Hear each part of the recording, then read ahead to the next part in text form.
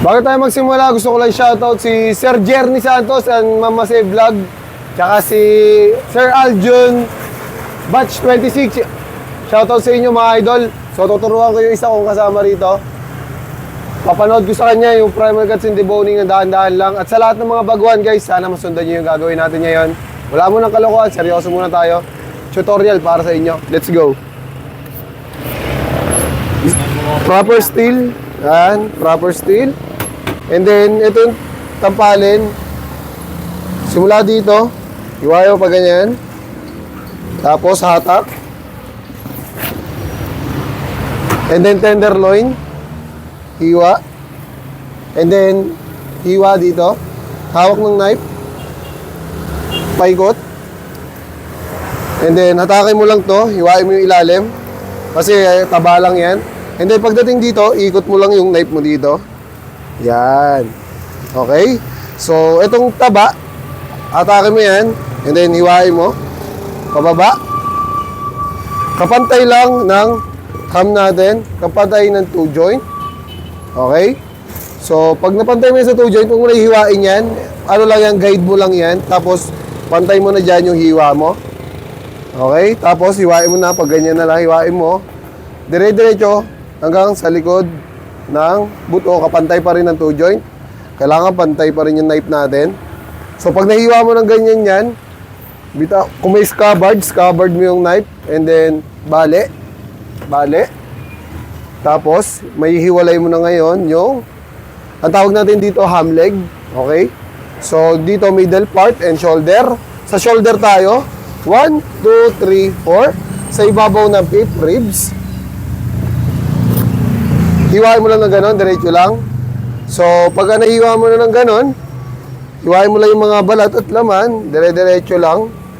Yan. Tapos hiwain mo lang paunti-unti. Paangat, paunti-unti lang kasi hindi pa sagad yung knife natin sa likod. Pag kaya na isagad yung knife sa likod, sagad mo yung knife sa likod, kita na natin yung knife. And then hiwain mo lang paangat, diretso lang ang hiwa. Yan. Pag nahiwa mo na yon, yung balat, yung laman, tsaka mo baliin. Okay? Pag nabali na yan, susundan mo lang yung nabali yung buto. Yan. Tapos diretso pa rin. Ganun lang. Ang tawag dito, primal cuts. Okay? Punta tayo sa deboning. So, dito sa deboning, unahin natin yung ham leg.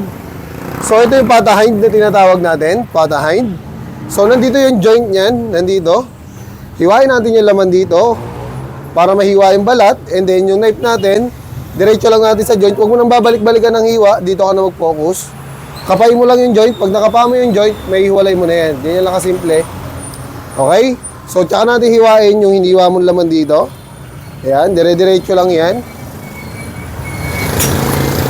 Okay? Tapos na tayo sa pata hind.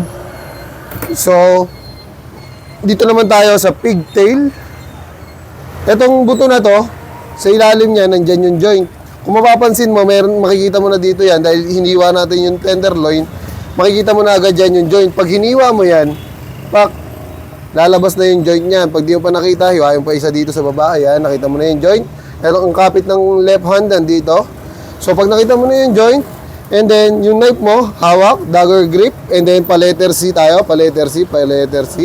Okay? So pasok natin yung knife, pa-letter C. Para mapunit yung litid sa loob, pa letter C. Okay, punit na natin yung litid. And then, itong knife natin, papunta ron sa labas. Dikit lang natin yung knife natin sa buto, palabas. Okay? Okay? So, nailabas na natin, naiwalay na natin dyan. Pag may nakita pa tayong litid sa ilalim, iwain lang natin yan. And then, pagdating dito sa gilid, sa kabila, ito, hanggang dito, may buto kasi yan. May 1 inch tayo dito, okay? So, bound lang natin yung knife natin, and then, diretso lang, tapos, ikot natin. Ayun yung pinakang guide natin, yung 1 inch. Kasi may buto yan dito sa ilalim. Pag di tayo nag-adjust, made-delay tayo dito, maiiwan yung knife natin dito. So, eto, tanggalin na natin to. Yan, dire-diretso lang, kapantay ng buto na to. Yan, papasok yung knife. Yan, okay? So, pag nahiwa natin ng ganyan, pwede na natin tansyahin yung laman, nakapantay ng buntot. Yan, kapantay lang ng buntot, and then tanggalin na natin yan. Okay? So ito hindi ko muna may tuturo sa iyo kasi para tumagal yung buhay ng ating ham leg. So for the meantime, ito muna yung kailangan mo matutunan, no? So dito naman tayo sa shoulder. Shoulder, pork ribs. Pag malaki ang buto na ganito, pag malaki ang buto na ganyan, dito mo unahin yung knife, naka-power grip tayo. And then paangat ang hiwa, paangat. Okay? Ayun yung buto, susundan mo lang, paangat. Tapos sa neck, pag nandito ka na sa buton, dito naman tayo sa neck, diretso lang. Yan, tapos ito yung neck, paikot. Hawakan mong ganyan, paikot sa ilalim. Tapos, diretso ulit sa neck. Okay? Hanggang sa pork ribs.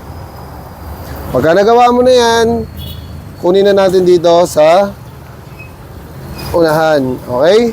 So, pagka nahiwa mo ng ganyan, dire-diretso na yan. Sundan mo lang itong puti na to. Tapos pag natapos ka na sa puti, sa laman naman tayo. Yan. Simula dito sa pork ribs, ha. Eh, dahil nahiwa mo na yon, madali mo na matatanggal yan. Yan. Ayun lang. Tapos hawak sa pork ribs, pork neck, hiwa. Hiwa. Okay, tanggalan natin yung pork ribs natin. 10. Kasi ito naman, sa exciting part tayo, alam ko dito ka mahihirapan, matatagalan, kaya itong video na to, makakatulong sa ito, magiging guide mo to, itong video na to, para makuha mo na madali talaga to. So, sa lahat ng mga baguhan na nanonood sa atin, or mga nagsisimula pa lang guys, sana makatulong sa inyo itong gagawin natin video rito, na palagi naman natin talagang ginagawa. Aangat mo lang itong mga taba na to. So, pag may nakakapit pang taba rito, hiwain mo na rin yan para maluwag, na maluwag. Okay? So, tatanggalin na natin to. Ang tawag na natin dito ay pork trimmings. So, ito yung layer na puti. Ayan, tingnan mo. Ayan yung layer na puti. Yan puti na yan. Ito rin yung layer na puti. So, sana sa video kita, no? Baba mo. Ayan. Tapos, ito. Ayan yung dalawang layer na puti. Ito sa ibabaw. Diyan kayo hiwa. Okay? So, pag hiniwa mo yan, pag hindi mo pa nakita yung duktungan, angat mo lang na konti. Yan. Ayan yung duktungan. So, kailangan yung duktungan na yan, mapaghiwalay natin. So, paghiwalay lang natin yan, duktungan.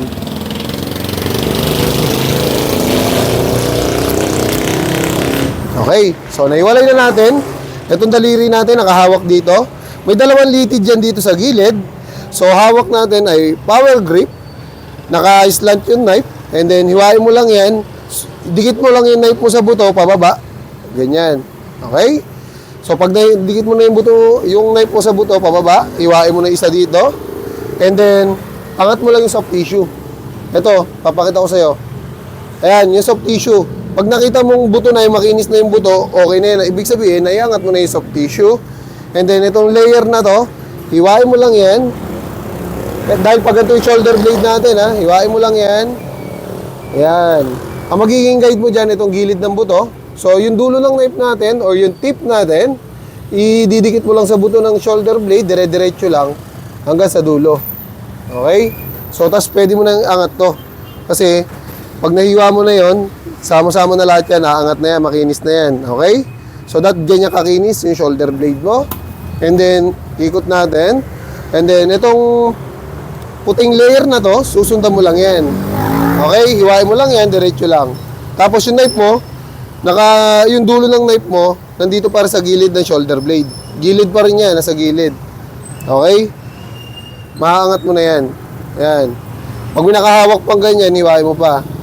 Tapos, idiretso mo yung knife mo hanggang dulo, pasok mo sa karne. Okay? Para hanggang dulo, mahihiwa mo. So, tapos angat natin yan. Yan. Tapos, hawak dito, and then push. Push. Push. Pag na-push mo na ng ganyan, at ito, pansinin mo, may nakahawak pa, tanggalin natin yan. Ayan. Okay? So, dito naman tayo, dahil sa kanan tayo nag-start, dito tayo magtatanggal ng makapal na litid. And then, ikot natin yung knife natin. Ikot lang, ikot hanggang dito lang, ha. Hanggang dyan lang, tandaan mo, hanggang dito lang, hanggang dito lang. Tapos, dito, kayasin natin yung ilalim. Kayas, para matanggal yung mga laman na nakakapit pa tsaka litid. And then, hiwain natin na isa. Pak, and then pwede na natin hatakin yan. And 3, 2, 1. Ganyan lang kasimple magtanggal ng shoulder blade. So sana naturo ko na sa iyo ng actual, naturo ko pa sa iyo sa video, meron ka pang reviewer. So dito, tsaka ko na ituturo yung pata front sa'yo kapag ka nakuha mo na yung mga una ko na ituro sa'yo tulad ng H-bone, pata front, pata hind, and shoulder blade. Maraming salamat and peace out.